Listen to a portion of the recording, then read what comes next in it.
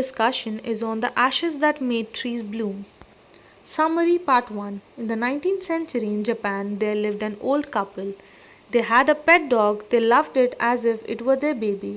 It was provided with a cushion and was fed lovingly by the couple. The old man was a rice farmer and was followed by his pet to the fields. Old man's kindness could be observed as he offered food to the birds as well. One day the dog has taken the man to a spot and began scratching the earth there. The man digs the earth and found a pile of gold. They became rich and bought a piece of land. They gave a feast to their friends and did charity to their poor friends. They cajoled their dog in a thankful manner. In contrast to the benevolent couple, there lived an insensitive couple. They tried to dissuade the dog by offerings and other dainties but failed to succeed their motive. They used to force to take the dog to the place where they could find some place to dig gold. The dog befooled them and began scratching at the place where a dead kitten was buried. Angrily, the old man killed the dog and his wife nearly chopped off his head with a sharp hoe. Then they buried his carcass into the soil and made a heap of earth over it. The old man regretted the severance with the dog and mourned his death. He set up a bamboo tubes to demarcate its grave and laid a cup of water and food as they used to do to feed it. One day, when the old man was sleeping, the spirit of the dog appeared in his dream and asked him to cut the pure tree near his grave. It wanted him to make a mortar for his rice pastry and a mill for bean sauce. The old man followed the wish of the dog. When New Year time was around, he decided to make rice pastry. When the rice was boiled and it was poured into the mortar, the old man lifted the hammer to pound into the dough.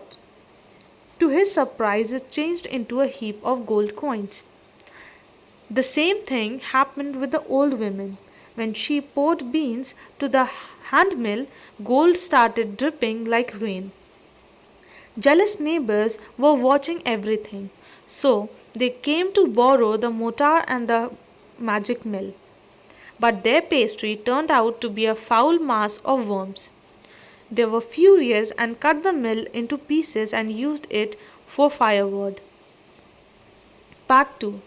The generous old man dreamt again. The spirit of the dog informed him about how the mill has been burned. He then asked him to take the ashes of it on the trees, withering to make them bloom again. The old man went to his neighbor's house and found them sitting before the fireplace burning lags of the mill. He was resentfully allowed to take away bucketful of ashes. He went up to his withering dressy tree and sprinkled ashes. The fragrance of freshly enlivened bloomed reached the village. The old man climbed up an old withered cherry tree when he learned that Daimyo was arriving.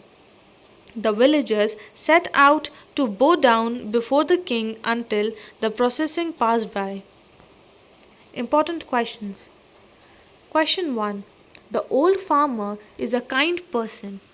What evidence of his kindness do you find in the first two paragraphs? The old farmer is a kind person. Having no children, he made a little dog named Muku his baby. The couple used to feed him with tidbits of fish from their own chopsticks and all the boiled rice he wanted. They treated him nicely. The farmer was patient and kind to everything that had life and often turned up a sword on purpose to give food to birds. Question 2. What did the dog do to lead the farmer to the hidden gold? The dog took the old man to a place and began scratching it. The old man thought there might be buried bones or bit of fish, thus struck his hoe in the earth and found the hidden gold. Question 3.